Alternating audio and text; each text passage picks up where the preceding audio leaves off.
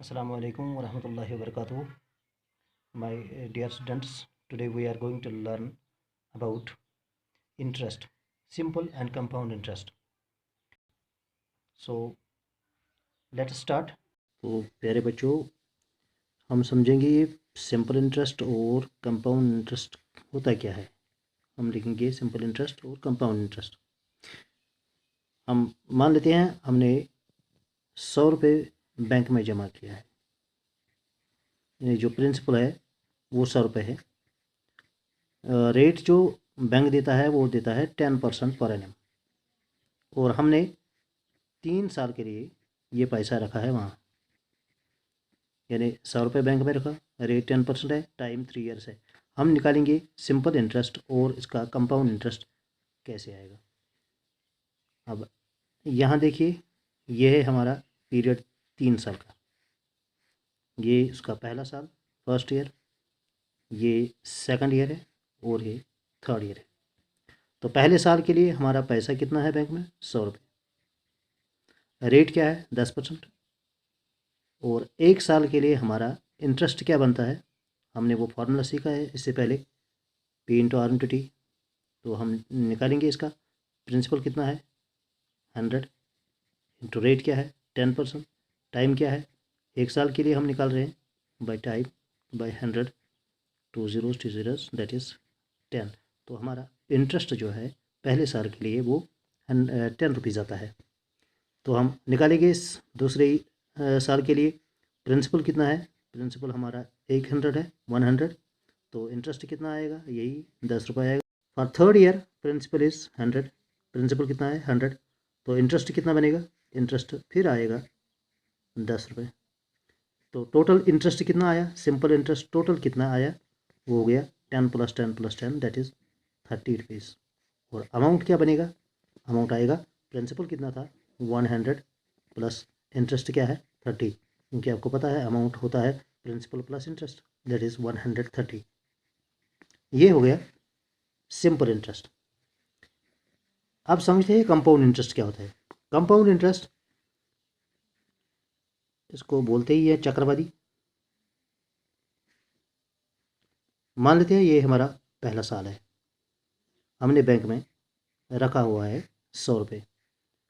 ये जो 100 है ये हमारा प्रिंसिपल है पहले साल के लिए, यानी क्वेश्चन हमारा है प्रिंसिपल कितना है? 100। रेट क्या है? 10% per annum, but compounded annually. Question में दिया होगा कंपाउंडेड एनुअली, यानी 1-1 साल के बाद हम उसका इंटरेस्ट निकालेंगे, 1-1 साल करके। पहले इस साल, फिर अगले साल, फिर अगले साल। ये है कंपाउंडेड एनुअली। तो प्रिंसिपल कितना है? 100। रेट क्या है? 10%। टाइम क्या है? 1 साल के लिए करेंगे। तो इंटरेस्ट क्या बनेगा? जैसे यहाँ बना था 10 रुपये, तो इंटरेस्ट बन गया 10। तो अमाउंट कितना बनता है? अमाउंट बनता है 100 + 10 दैट इज़ 110। ठीक, यहाँ तक तो ठीक है। अब शुरू होता है चक्रव्यूह। ये हमारा दूसरा साल है। पहले साल के लिए हमारा कितना पैसा था? 100 रुपये। मगर अगर आप दूसरे साल की बात करें तो हमारा पैसा अब जो बैंक में है वो 100 ही नहीं है। एक तो हमारा 100 है और दूसरा ये इंटरेस्ट जो पहले साल का अर्न किया हुआ है। तो कुल मिला के हमारा पैसा जो सेकंड ईयर के लिए है वो है 110।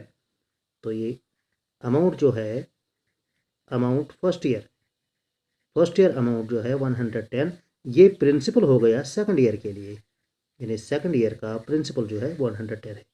अब सेकंड ईयर स्टार्ट हम करेंगे प्रिंसिपल 110 से, तो यहाँ लिखेंगे हम 110 प्रिंसिपल है। तो इसका इंटरेस्ट क्या बनेगा? हम लिखेंगे principal into rate into time by 100। Principal क्या है? 110 मल्टीप्लाइड बाई रेट क्या है? वो दिया हुआ है 10 इंटू 1।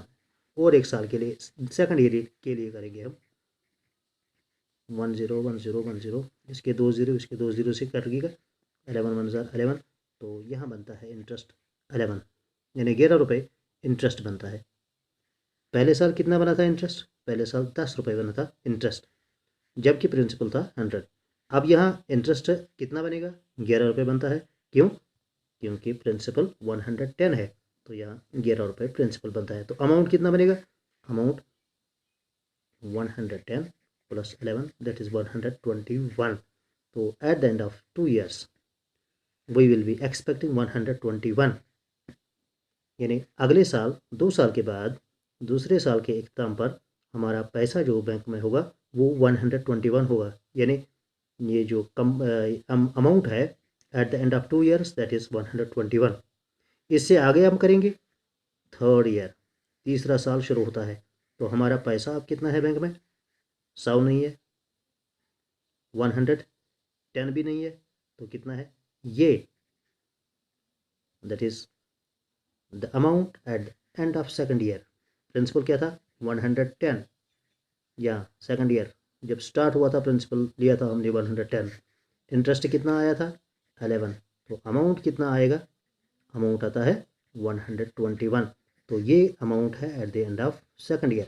अब हम शुरू करेंगे 3rd year। 3rd year के लिए प्रिंसिपल क्या बनेगा? प्रिंसिपल बनेगा जो पिछले साल का अमाउंट था, यानी पिछले साल का amount at the end of 2nd year amount it was 121। So the principal for 3rd year is 121। Interest क्या है? अब इंटरेस्ट निकालेंगे। प्रिंसिपल क्या है? 121 इंटू रेट। रेट क्या है? रेट है 10% पर एनम। इंटू टाइम क्या है? हमें निकालना है 1 साल के लिए, हम लिखेंगे 1/100।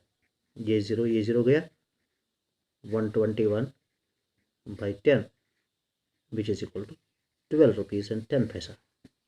ये आता है हमारा इंटरेस्ट 3rd year में। तीसरे साल में इंटरेस्ट आता है 12 रुपये 10 पैसा। 12 रुपये 10 पैसा इंटरेस्ट आता है। तो अमाउंट कितना आता है? अमाउंट आएगा 133.10, यानी 133 रुपये 10 पैसा। क्या आता है हमारा अमाउंट? तो यहाँ लिखेंगे हम अमाउंट 133, जबकि प्रिंसिपल 110 था। 110 नहीं, जबकि प्रिंसिपल 121 था। तो इंटरेस्ट कितना बना था? इंटरेस्ट बना था 12 रुपये 10 पैसे। तो ऐसे करेंगे हम। टोटल कंपाउंड इंटरेस्ट कितना बनता है? कंपाउंड इंटरेस्ट तीनों सालों का, यानी 3 साल जो इंटरेस्ट बना वो कितना बना टोटल? अब पहले साल कितना इंटरेस्ट बना था? 10। दूसरे साल कितना बना था? 11 रुपये। और तीसरे साल कितना बना? 12 रुपये 10 पैसा। तो टोटल कंपाउंड इंटरेस्ट कितना बना?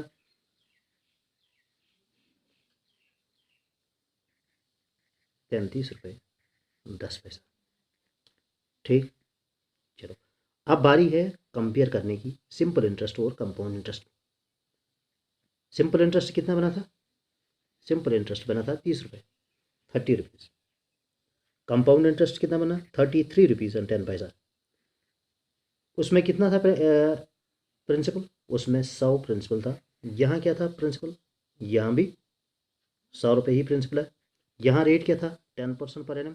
और यहाँ रेट क्या था? यहाँ भी 10% पर एनम। तो भाई फ़र्क किस में आ गया? कंपाउंड इंटरेस्ट ज़्यादा कैसे हो गया? बिल्कुल, यहाँ हम कंपेयर करेंगे। अगर यहाँ देखें 1st year, 2nd year और 3rd year, यहाँ जो प्रिंसिपल था वो सेम था, बी था 100, यानी प्रिंसिपल जो था वो सेम था थ्रू आउट द पीरियड, यानी तीनों सालों के लिए प्रिंसिपल सेम था। यहाँ देखेंगे पहले साल का प्रिंसिपल 100, दूसरे साल के लिए प्रिंसिपल 110 था, और तीसरे साल के लिए ये जो प्रिंसिपल था वह था 121। बुनियादी तौर जो फ़र्क है वो यहाँ पर है। हम देखते हैं कि ये जो सिंपल इंटरेस्ट में प्रिंसिपल है वो तीनों साल सेम रहता है, यानी थ्रू आउट द पीरियड, 2 साल होंगे, 3 साल होंगे, 4 साल होंगे, ये जो प्रिंसिपल है it remains same throughout the period. पहले साल में 100 था, दूसरे में भी 100 था, तीसरे में भी 100 था। अब जो प्रिंसिपल सेम था तो इंटरेस्ट तो सेम आना ही चाहिए था, मगर यहाँ देखते हैं पहले साल प्रिंसिपल था 100, 2nd year प्रिंसिपल जो था वो था 110, 3rd year प्रिंसिपल जो था वो था 121। तो हम देखते हैं प्रिंसिपल जो है प्रिंसिपल वेरीज, हम लिखेंगे प्रिंसिपल वेरीज, यहाँ लिखेंगे principal remains same, principal remains same throughout the period. हम यहाँ लिखेंगे प्रिंसिपल वेरीज, प्रिंसिपल वेरी होता है, और जब प्रिंसिपल वेरी होगा तो interest has definitely to be varied, तो इंटरेस्ट तो वेरी होगा ही। तो यही फ़र्क है सिंपल इंटरेस्ट और कंपाउंड इंटरेस्ट में।